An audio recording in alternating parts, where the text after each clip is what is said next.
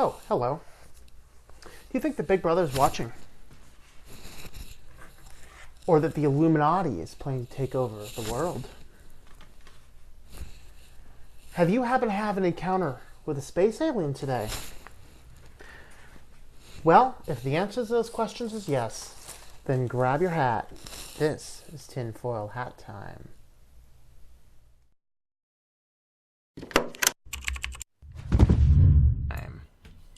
So today we are going to have a talk about this whole opioid epidemic. What caused it? What led to it? What is off-labeling? And all of these other fun questions. So stay tuned here to see what we are going to be talking about. This is actually an area I already have a lot of knowledge on, just some peripheral things. So what I'm going to be able to tell you here is I'm going to be speaking in here, and I won't have a lot of the regular articles I do, and the reason is I've been studying this stuff for a long time. So that bottom degree on my wall is actually a PhD in integrative biological sciences with a specific emphasis in toxicology, which I got into that field by studying biochemistry and nutrition. So needless to say, when I get into the realm of the sciences, I don't generally go online and find a whole lot of resources. I did pull out my old tox book today. I want to have a look at some things in there, so we got that. I have my very nebulous handbook of poisoning that I like keeping right next to the cookbook just for fun. But regardless, we're going to be talking about some fun stuff in here today. And what we're going to do is I'm going to kind of talk about these steps in individual pieces. So of course, if you have been living under a rock, there has been this whole opioid epidemic that has been crescendoing up. A couple weeks ago, I can't remember if I covered this on my news or not, but in Seattle, the state and the city decided to sue one of the manufacturers, and I don't remember if it was this company or another one, and they're part of the opioid epidemic, and it's been getting pretty big. In fact, I was heading up to a city north of here a couple months ago, and there's a big city here called Williamsport. If you follow baseball, you probably know where Williamsport is because it's the founding location of the minor, like the Little League World Series, I think. And so, what I ended up doing is I was just stopped at this gas station in Lamar because they have the cheapest gas along I-80 there. And I stopped there, and this guy starts talking to me at the gas station, and they had that weekend 20 deaths linked to fentanyl in one weekend. It got to the point that Ohio, and I did cover this on the news, Ohio, about a month or two back, actually said that it's so bad that when their paramedics arrive at the scene of somebody overdosing, they said they will not do mouth-to-mouth. They just said no, because there's too much risk of the drug addict passing the fentanyl over to the care worker and killing them. This is a big deal, and it's not always just a big deal with the down and outers and the drug addicts. And this is where the libertarian argument completely breaks down, because and why I'm not a full libertarian. So let me talk the politics real quick, so we're operating under the same set of definitions. We have Republicans, we have Democrats, we have liberals, we have conservatives. I'm going to be looking at conservative versus liberal versus libertarian. That's how I'm going to set these out in definitions, and you may have a slightly different functioning definition than I do, but at least you'll know where I'm coming from. A conservative person says we're not against progress to say, but we don't want to change for the sake of change. In the Linux world, this has switched to Linux, so in the Linux world, let's abandon all of our old systems and go with GNOME and Budgie because they're new and modern. I don't care if it's new and modern, if it's less functional. Okay? I don't want to change for the sake of change. But I don't want to stay stuck in the Stone Age. I'm really glad that KDE and even Cinnamon to agree is a lot more advanced than Windows 95. We can agree Windows 95 wasn't all that good, It was at the day. It's just, it's not good in today's standard. And so a conservative, we're not against the change, but the conservative will not change for the sake of change. The liberal generally generally wants to change for the sake of change, and never mind what has been working, never mind what has all been the same stuff. And so you got that. What you have, though, what people get confused is liberal used to mean what libertarian means today. A libertarian says the government needs to get entirely out of our lives and stop telling us what is right and stop telling us what is wrong, because we need to make our own choices. And the reason I'm not a libertarian is because I actually do agree that some things should be illegal. For our own goods, to be perfectly honest with you. Now, and the reason is, and where I get into this, the areas that I want more conservative views as opposed to liberal or libertarian views right now in Pennsylvania is they're doing changes to the whole liquor laws. Now, granted, the liquor laws were old and out of date compared to other states. I was okay with them because I don't drink at all. I can't recall the last time I consumed an alcoholic beverage. It might have been 2012, maybe 13. I think a friend of mine's sister got married and I had a little champagne or something. I don't remember. I don't drink. I just think that there's no positive reasons to drink and there's a whole bunch of negative reasons to drink. So I don't really drink. But if you're not familiar with Pennsylvania state, you could only get any strong alcohol and wines and things from a state-run liquor store, a wines and spirits shop. You could only get beer from a beer distributor. You couldn't get wines, liquors, beers, or anything from a gas station or a grocery store, which is vastly different from a lot of other places in the United States, where you could go to the gas station, you could fill up your car with gas, buy yourself a taco, and get a case of beer. Okay, now, the thing is in a lot of those other states, and I've lived in those other states as well, and I've driven through almost all of the states, they generally isolate those sections off, and so it's kind of out of the way. And I think that that is the best way to go. I'm not necessarily opposed to it. But what Pennsylvania is doing, they have lost their ever-loving mind. They've gone nutsoid out of bounds of everything, and now you walk through the main aisles and there's just alcohol everywhere. It's so bad that I do not shop at the Wegmans Cafe anymore. So I like getting the groceries at Wegmans still because they have a lot more variety and a lot more options for bulk foods and things like that. Although their prices are not the lower ones. But I stopped buying things at the cafe because I literally have, in this, I have no idea, like, if I had kids, I'd probably physically protest. I protest right now with my wallet. I just won't shop there. If I go to the cafe and I buy something and I want to sit down and eat what I just bought, I have to walk through a liquor store to get to the tables. That means that people with small children have to walk their small children through a liquor store to get to the tables. How is that appropriate, Pennsylvania? You've lost your mind.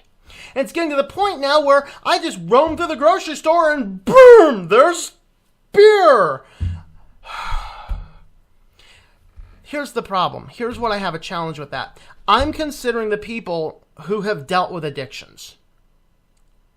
When you are dealing with an addiction, you've got to fight that addiction bad. It tears you down. It will cause you in there. And I had one of the most tragic cases. I knew a guy who was in prison for rape. And I believe he did not actually do it, but he couldn't prove that he did it. And he was drunk off his mind or whatever else. There was some weird scenario. Well, he was released on parole. And of course he was a drug addict and an alcoholic and all this, and he lost his daughter and he's lost his wife, he lost everything. He gets out of jail, he's in parole. And of course during parole he can have random drug screens, and so he's not doing anything. The day he got off parole, it was the saddest thing because for 2 years he roamed our streets with no alcohol, no liquor, no anything. But the alcohol was so readily available in our town, the day he got off parole, he said, I'll just buy a beer. Led him to walk away from everything. He walked away from it all. Became a chronic alcoholic, drug abuser again. I don't know where he is now. But that's the thing, is that we've got to help protect the people who want to do away with it. And that's why I'm okay with the fact that you can go out to the store and you can buy this stuff. Now, here's the challenge, and here's where I got into all of this, is because the libertarian argument says it should be legal no matter what. Here's the problem, though. This is a more complicated thing because what happened is a whole class of people got addicted to a substance that they did not necessarily want to get addicted to, and it's leading to deaths and downfalls and serious addictions. And there's a thing called addiction transfer, that if you get addicted to one thing, you will transfer that addiction over to other things. And so you can very easily cross addiction boundaries. And this is where the concept of a gateway drug comes into play, where you start going, here's a gateway drug, you take this drug and that becomes not good enough anymore, and so you end up doing more drugs of more harder drugs. The problem with this drug that we're talking about here today, the pharmaceutical companies, is each time you took it, you needed to take more of it to get the same effect, and it just causes massive opioid epidemic in America over the course of a very short period of time.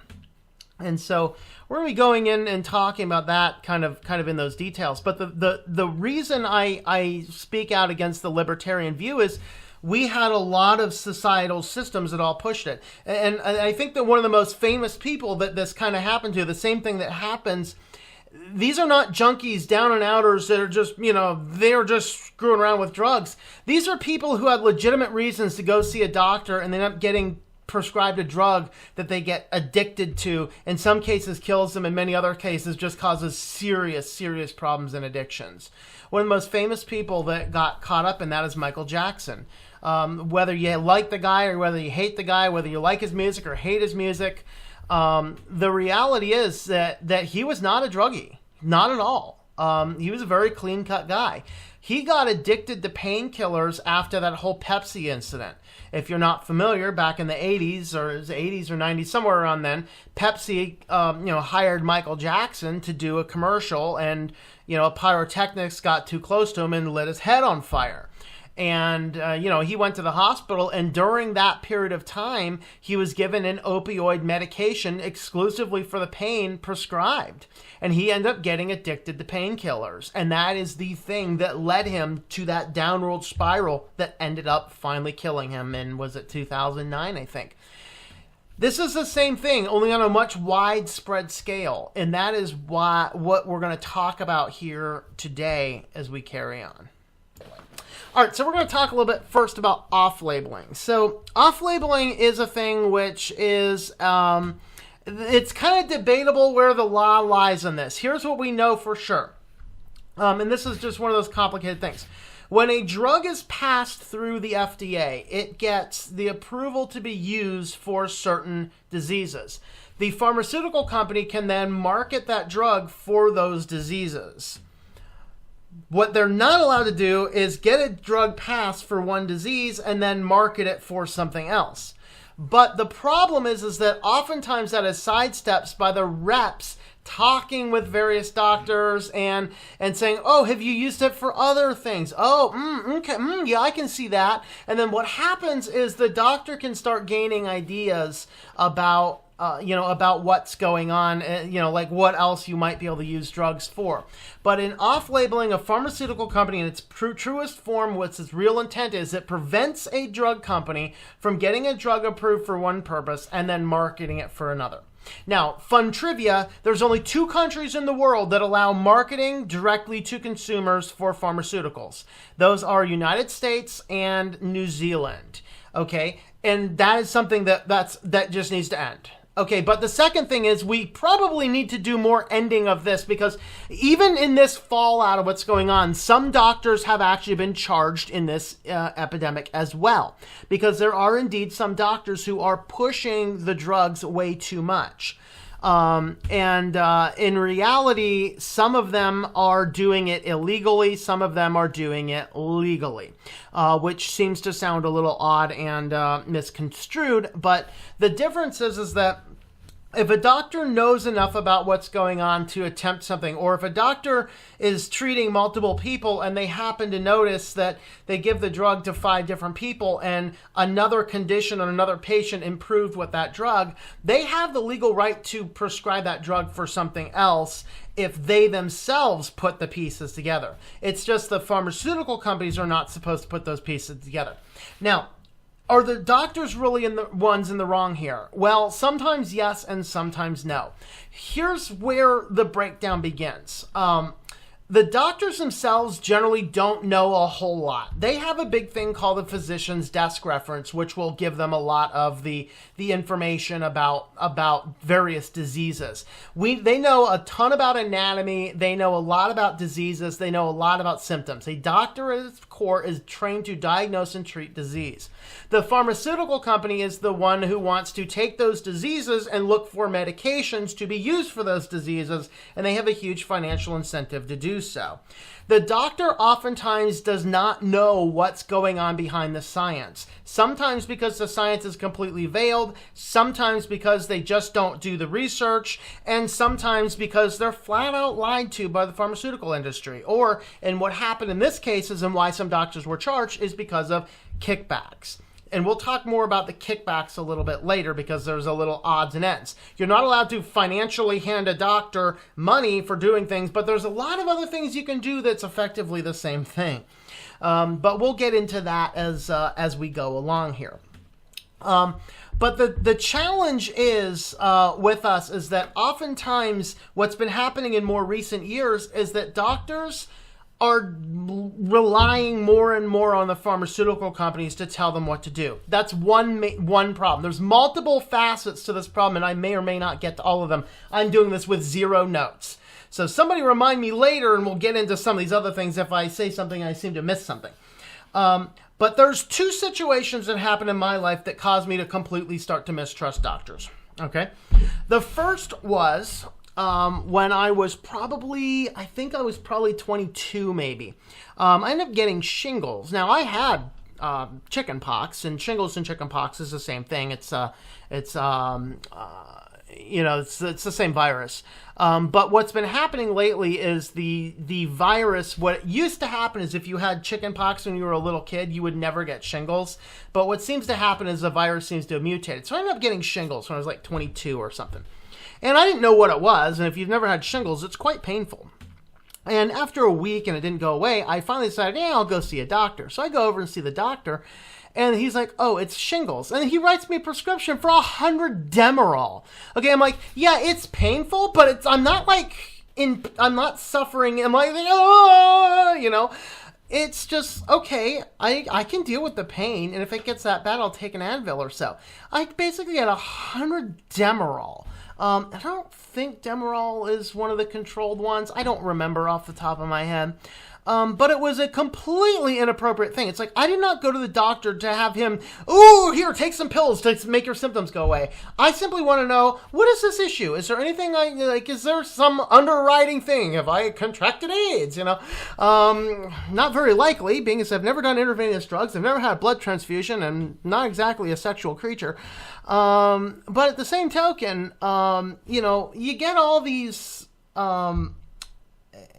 I go in there just to say, what is this rash that's painful and not going away after a week? And here's 100 Demerol. I don't want 100 Demerol. End up not taking them. I think I end up flushing them down the toilet or something. Because I didn't go there to get a symptom treated. And needless to say, that's the last time I ever saw that doctor again. Well, fast forward about 8 years, and I end up getting Lyme disease. And with Lyme disease, there is, according to the physician's desk reference, there is only one definitive test for Lyme disease. And it is called a Ray's rash, which is the bullseye rash. If you go into a hospital and you have a bullseye rash, there is zero that needs done beside, here is a prescription for doxycycline. Take your 15-day doxycycline and come back later. So I go into the emergency room because I have a bullseye rash and all I need is a prescription for doxycycline. What did they do? $5,000 worth of other completely unnecessary, completely wrong tests that I had no ability to say no to. Haven't been to a hospital since. Haven't been to a doctor since. I don't care. I'd rather die of cancer than go back and support the medical industry again. And I'm not saying that that's what everybody should do. I'm saying that's personally the choice that I made for my life. Because I am not going to go into a hospital and pay $5,000 for useless crap when there is one definitive thing, and that is you have the sign and symptom of this. Here is your doxycycline, and let's go back later on and assess if you need to go and do anything further. And that is the problem, is that we're getting to the point where the doctors come in and they're getting kickbacks upon kickbacks in multiple different ways for prescribing medications. A doctor gets more money for prescribing medications. And then it happens in a bigger realm where if a doctor is part of a network, if the network does not prescribe enough drugs, then a doctor will get fired. The network will only get their bonus if all doctors in there prescribe enough medications. And so what ends up happening is you get a scenario of peer pressure because doctors are not even applicable anymore. And so what happens in that instance is that you have this whole matter of challenges, and nobody really gets what's going on, including the doctors, because they're getting paid by their network from the pharmaceutical companies to do weird little things, mostly prescribing medications. Like I said, this is complicated because some of this is perfectly legal, some of this is not. So fast forward to the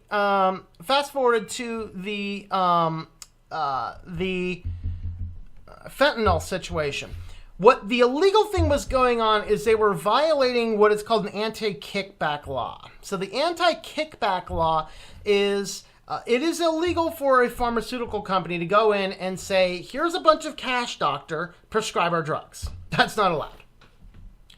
But what is allowed is consulting fees and speaking fees and lunches, and some people allege prostitutes and all sorts of other things, all in the name of perks designed to sell the drugs.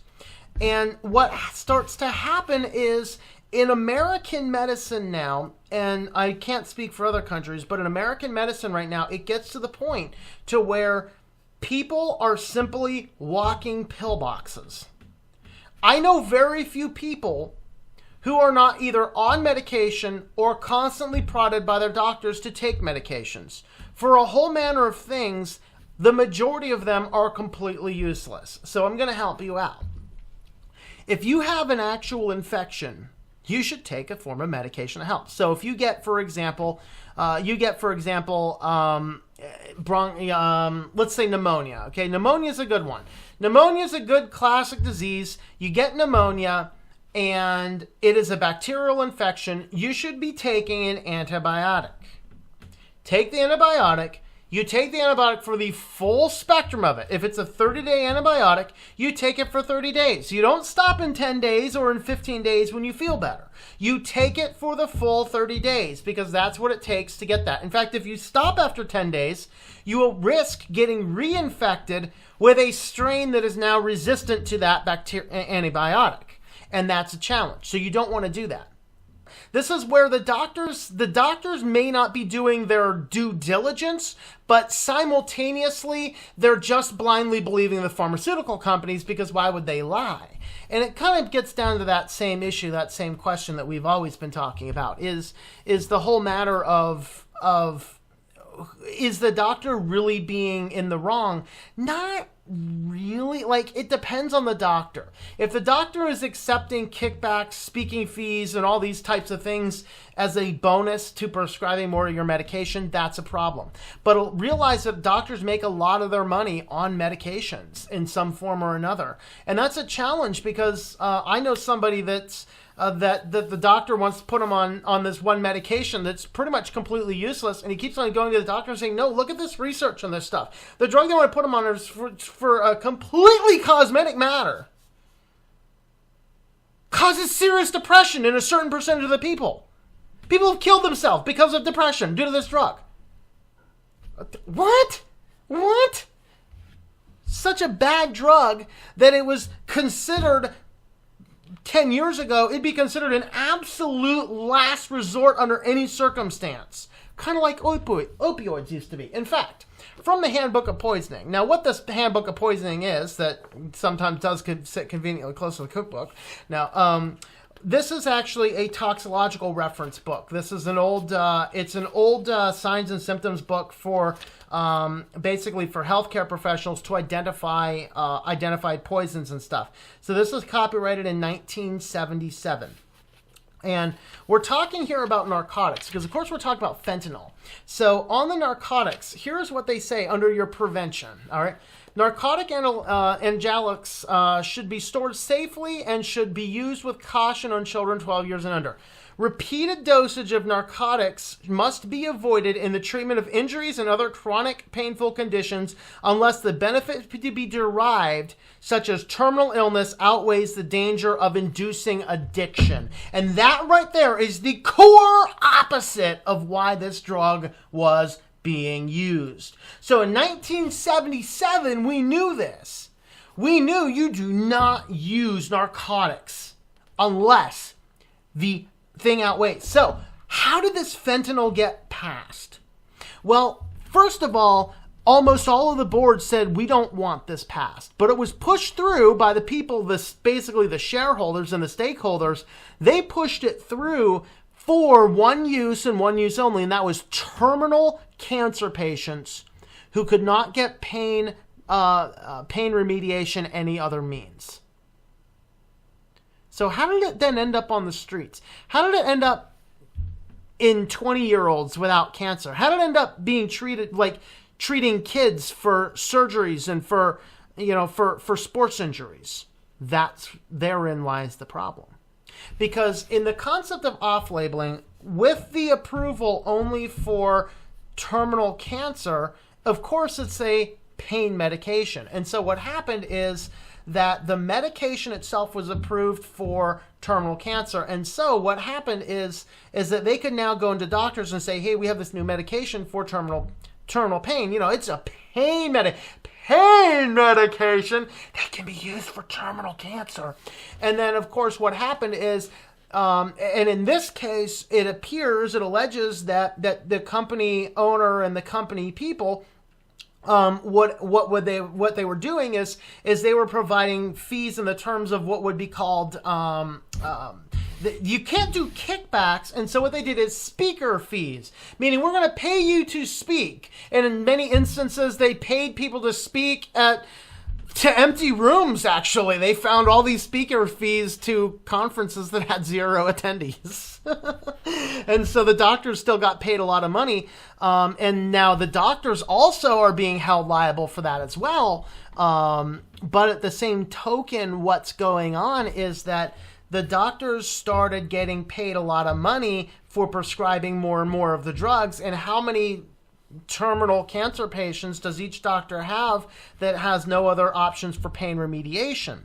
Well, but this kid over here has got a really bad sports injury and he's crying in pain, so let's give it to him. And that starts to be what's happened. Only here's the problem. This fentanyl that they had, which is a spray stuff, it's put under your tongue. You know what else you put under your tongue? LSD, okay? Because it absorbs instantly and fast, right into the bloodstream. And so you put this spray right under your tongue. It is 100 times, some people said 50, it's 100 times more potent than heroin and much more addictive. And so you get a kid who's with a sports injury. Oh, just do this. It's faster. You're just addicted to a kid for life.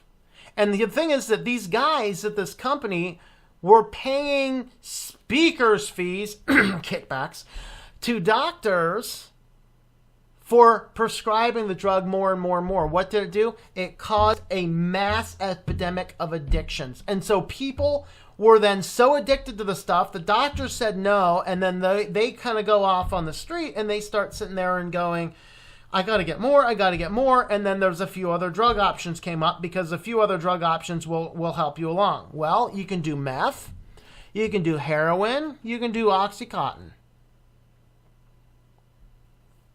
So these guys basically pushed a drug, off-label uses, paid doctors to do it, to get a whole bunch of people addicted to their stuff, and it finally led to deaths. All right, so what's going on with why are there so many arrests and why is there such a big deal and what's going on with all this fentanyl stuff? Well, as I already said earlier, what happens now is that if a doctor is taking monies, bribes, and things, and that's what it seems as though is going on, in exchange for prescribing more drugs, then what's happening is they're getting out more of these opioid drugs, and then this just causes more and more challenges and more problems as we go forward. And so this is what led to the giant drug epidemic, where now people are addicted to narcotics getting onto the street. And then what happens is you have this addiction transfer where if you're addicted to one thing, it becomes easier to be addicted to other things across the way. And so what happens then is that you get the kids addicted to such a young chemical, and then the goal is, or the hope is, that they will keep on being a repeat customer. This is what the tobacco industry did. In many ways, this is what the food industry does and still does today. This is why we have such a big problem in the westernized cultures, is because our medicine or our food is actually addictive. I mean, when Lay's says you can't eat just one, they're right. There is an entire thing in the food industry called a bliss point, where you balance the salts and the sugars in such a way to get this thing. And what they do is they'll do small variations of the food compositions on blind taste tests and figure out what is the exact ratio that the vast majority of people eating that want to take. And then if you can get them on that earlier, then you get them addicted to that food earlier. And now looking at the nutrition stuff, carrying that one on a little bit further, why is it like what's going on in the schools where they're trying to say you can't have your food, but you can have your, or what is it, your sodas and stuff, right? So they're saying, well, it's banned sodas, but they're still selling Minute Maid orange juice and stuff like this. They understand this. Look at the side of the panel. A soda has less sugar in it than a chocolate milk. I kid you not. Look it up. Ounce per ounce. The schools can give chocolate milk as long as it's fat-free chocolate milk, because of course fat's the devil. Fat's the devil. And so if you remove that out, well, it produces this addiction on the sugar, an addiction on the food to get the consumers buying more and more. And then of course with that model, you get hungrier and hungrier, so you eat more and more food. See, I'm down to the point right now, I eat once a day, because I'm eating a good, solid balance of real foods that I only have to eat once a day. I'm not even hungry when I do eat. I just force myself to eat once a day. And you get down to that point where things are going, things are moving this addictive method. That's what's going on in the food industry. That's exactly what the nicotine industry did. I mean, you can get online and find videos of the guy saying, I believe that nicotine is not addictive. I believe that nicotine is not addictive. And of course, they're putting more nicotine in their cigarettes to make them more addictive. Well, this is the same thing these pharmaceutical companies were doing. So you have, right now, an investigation is continuing against DuPont for oxycodone. I believe they're the ones holding oxycodone. And this company was just broken up. There's a whole lot of shakeup in the medical industry. I can say if a couple days ago you would have want to sold your stock, I'm not sure you want to sell your stock in these companies right now, because they might be at an all-time low. But at the same token, what's happens is they have produced a culture and an environment that is devastating, and they're doing it for their profit. That's kind of what's going on. So that is kind of the measure of that. So there you have it. I mean, complicated issue, a lot of kickbacks, a lot of politics, lots of everything. But the opioid epidemic was really caused by a lot of guys wanting to make money selling their pharmaceuticals. That's a problem, and we need a lot more interaction with our doctors. We need a lot more options that are not medication-based. We need a lot more. Of science and corporations not trumping what is truly best for people. So thanks for watching. We'll catch you next time.